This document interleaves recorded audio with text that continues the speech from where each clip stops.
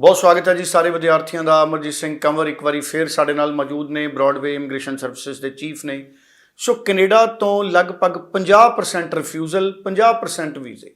हुण विद्यार्थियों लिए महत्वपूर्ण यह है कि वो उन्होंने 50% विच किवें आउण जिन्हां नूं वीजे मिल रहे हैं।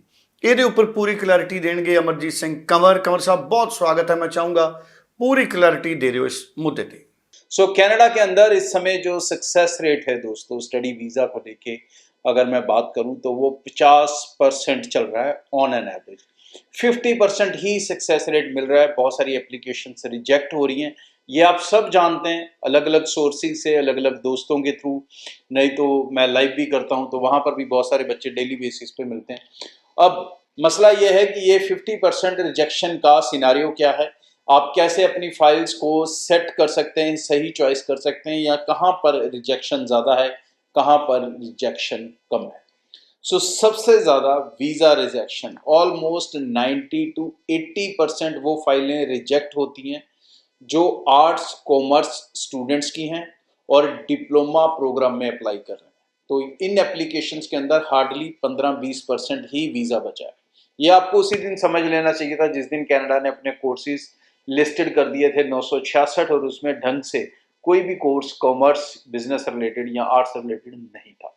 अब दूसरा सबसे कम success rate non medical students, medical students, diploma programmes with PT score, उसके अंदर भी रिजेक्शन बहुत हाई है।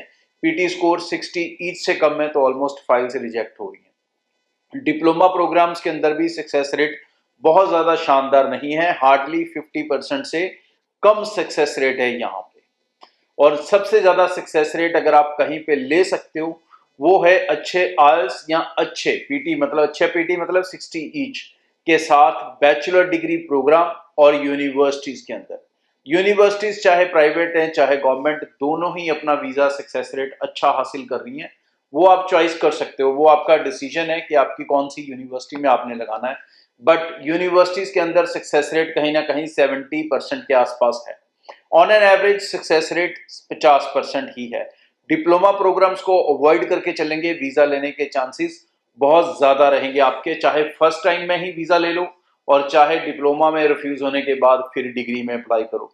बट अगर फर्स्ट इंप्रेशन आप अच्छा डालेंगे तो chances of success is very very high comparatively diploma का रिफ्यूजल लेके फिर डिग्री प्रोग्राम की तरफ जाना।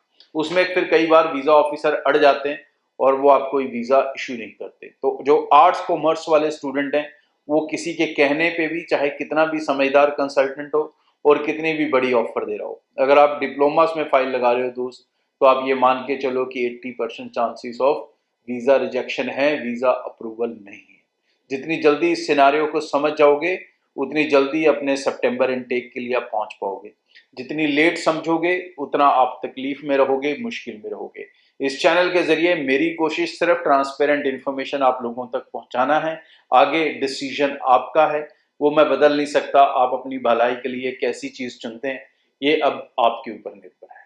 लेकिन फीसिस को लेके एक बच्चों को डर रहता है कि यूनिवर्सिटीज की ज़्यादा हैं, कॉलेजेस कम है, तो मैं कहूँगा भाई पहले थोड़ा ढंग के एजेंट से मिल लो। ऐसी बहुत सी यूनिवर्सिटीज हैं जहाँ पर फीस कॉलेज जितनी ही रहती है।